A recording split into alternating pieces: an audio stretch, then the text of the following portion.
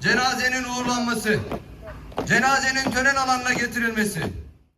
Manisa'nın Alaşehir ilçesinde nöbet çıkışı tırla çarpışması sonucu hayatını kaybeden uzman çavuş Mustafa Pak için Manisa İl Jandarma Komutanlığı'nda tören düzenlendi.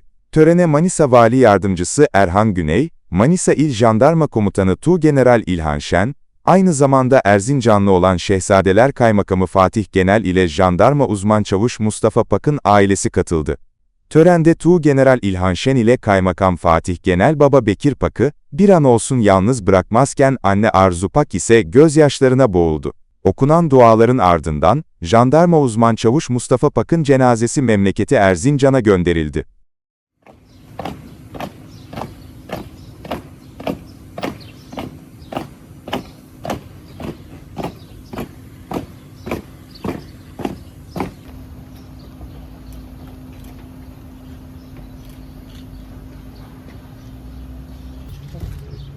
Havaalanından mı?